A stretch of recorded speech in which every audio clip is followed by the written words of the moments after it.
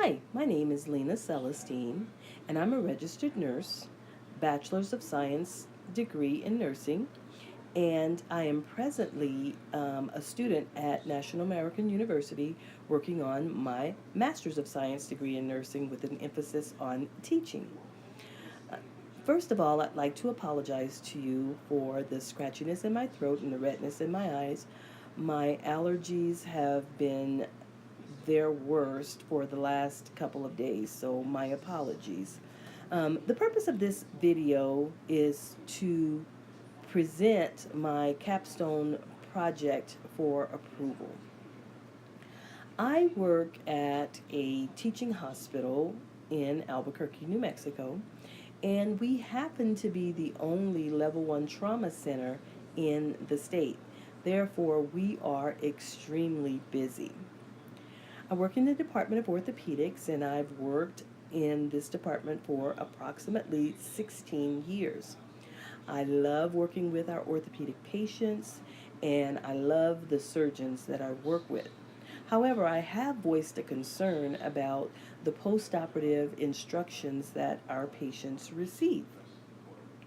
All of our orthopedic surgeons subspecialize.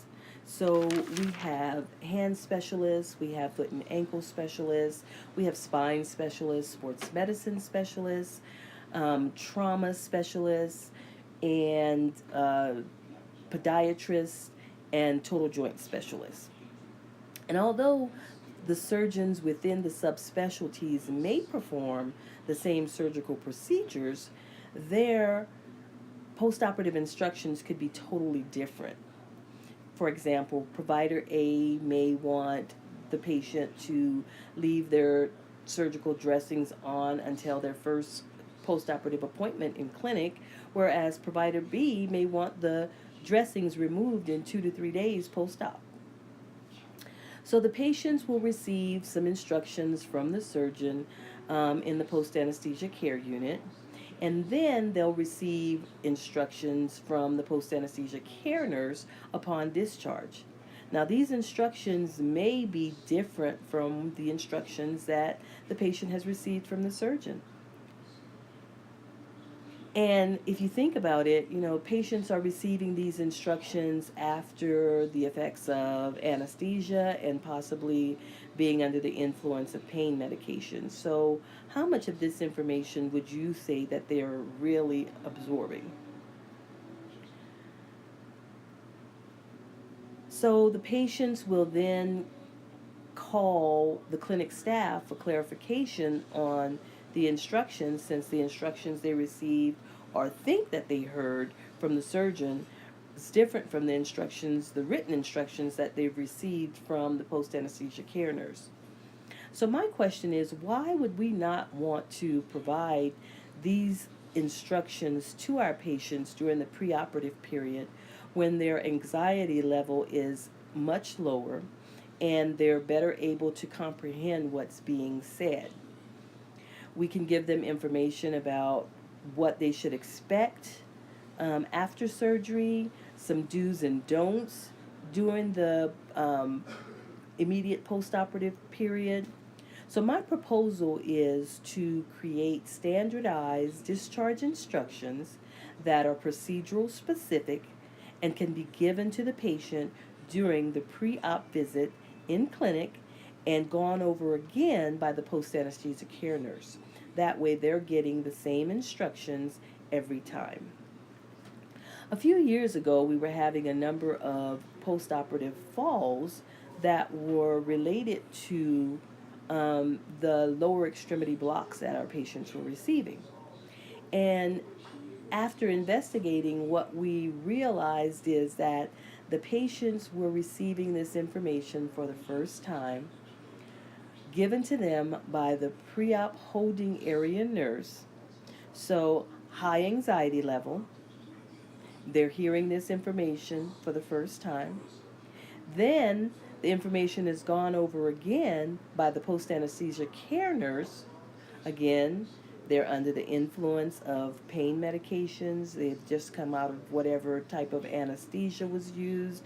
So they're really not absorbing the information that is being presented to them. So our clinic staff met with the pre-op holding area staff, and we got copies of the information that they were presenting to the patients regarding the lower extremity blocks.